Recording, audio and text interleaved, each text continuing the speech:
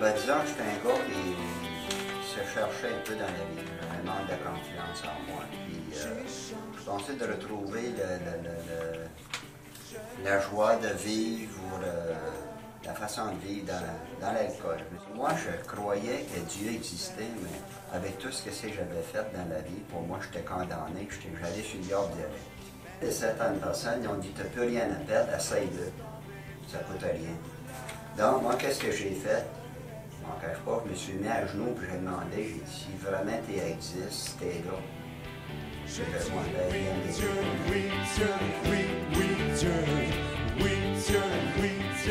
à partir de ce moment-là, j'ai senti un petit peu plus de calme, un peu plus relax.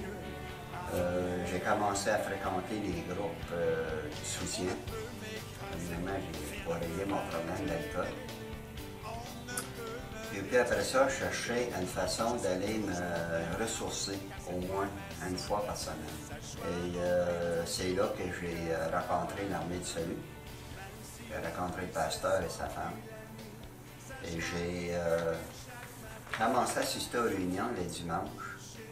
Ça m'a très emballé. Moi, qu'est-ce qui m'a attiré en premier, c'était la curiosité. Deuxièmement, qu'est-ce que j'aimais de cette célébration-là? C'était la musique. Je trouvais qu'il y avait de la motivation. C'était pas des sermons à s'endormir. La musique, c'était entraînant, c'était motivant, tout en parlant de Dieu. Je dis oui Dieu, oui Dieu, oui, oui Dieu, oui Dieu, oui Dieu, oui, oui Dieu, oui Dieu, oui Dieu, oui, oui Dieu, oui Dieu, oui Dieu, oui, oui Dieu, oui Dieu, oui Dieu, oui, oui Dieu, oui Dieu, oui Dieu, oui, oui Dieu, oui Dieu, oui Dieu, oui, oui Dieu. Oui Dieu, oui Dieu, oui, oui Dieu, oui Dieu, oui Dieu. Quand j'ai eu une vraie expérience de vie avec Dieu, j'avais l'âge de 16 ans. C'est la première fois qu'on m'en a parlé de cette façon-là, d'une manière que je peux avoir une relation personnelle avec lui. Sinon, j'en entendais parler à l'école, comme tout le monde, dans les cours d'éducation religieuse. Dieu, Amen.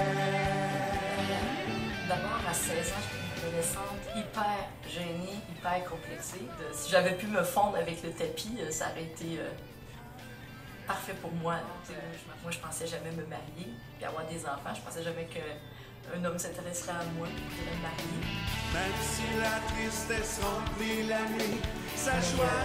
Dieu a quand même été au-delà de ce que j'espérais. D'abord, Dieu m'a donné un super bon mari avec 3 bons enfants.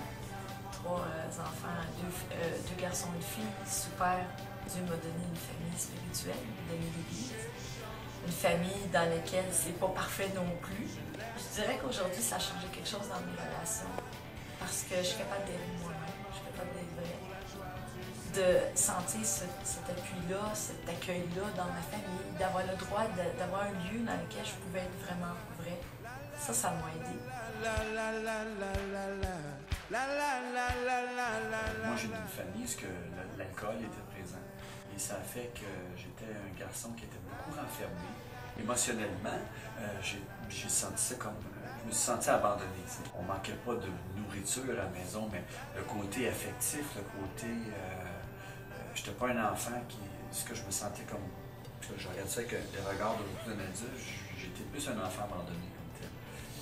Et ça prenait beaucoup de place dans la famille, le problème de l'alcool, qui fait que quand j'arrive à l'âge d'adolescence, bien, j'ai dû chercher un peu à combler ce vide émotionnel-là. J'étais quelqu'un qui n'avait pas confiance en moi. Et donc, très rapidement, quand je suis arrivé à l'âge de 16-17 ans, je suis allé au cégep. Bien, pour faire face à la vie, moi, ce que j'ai trouvé comme moyen, c'était de prendre de la drogue.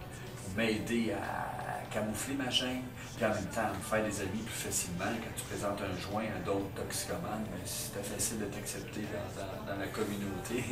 Mais ce qui a fait que très rapidement, j'ai développé une dépendance. Et quand mes amis m'ont dit ben, « Hey, tes parents te cherchent », parce que j'avais fait une fugue, mes parents étaient inquiets. Ils disent « Ton père, il pleure, il te cherche. » Je dis « Ah, wow! » Mais je ne voulais pas retourner chez nous. Mais j'étais comme forcé de retourner chez nous par l'encouragement de mes amis.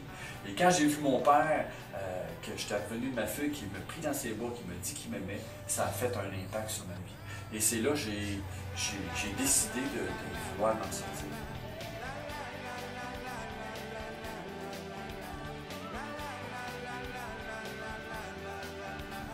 Et là, on m'a présenté une travailleuse sociale qui m'a amené dans des groupes soutien. Et à travers ces groupes-là, graduellement, j'ai senti un soutien. J'ai senti que je comptais pour quelqu'un. J'ai senti des gens qui étaient comme moi, qui vivaient des mêmes réalités que moi. Je me suis senti compris. Et à un moment donné, j'ai commencé à aller dans ces groupes-là. Toutes les semaines, je restais ces groupes-là. J'ai arrêté de prendre la drogue. À la grande surprise. J'étais incapable de le faire, mais tout d'un coup, j'ai arrêté. Je n'ai pas d'explication à cela, sauf de dire que Dieu a fait une œuvre en moi parce que j'étais vraiment incapable d'arrêter d'en prendre. Et à un moment donné, à travers ces groupes-là, on m'a parlé de Dieu. J'avais un parrain qui me disait est-ce que toi tu pries Dieu? Je dis non. Et là, lui il m'expliquait que lui, à tous les jours, il priait Dieu et comment ça l'aidait. Je dis, je suis pas plus fou qu'un autre. J'ai commencé à prier. Donc, à chaque soir, quand je revenais avant de me coucher, je prenais un temps de prière. Et là, a commencé mon cheminement face à Dieu. Dans ma douleur, je les abandonne pour la joie du Seigneur. La la la la la la la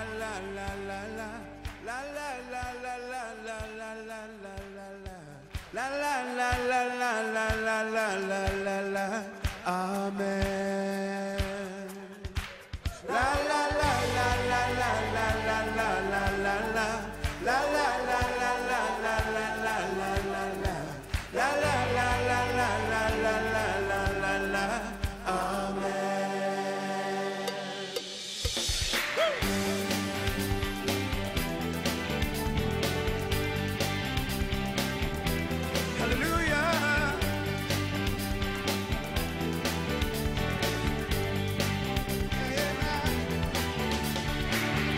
J'échange toutes mes peines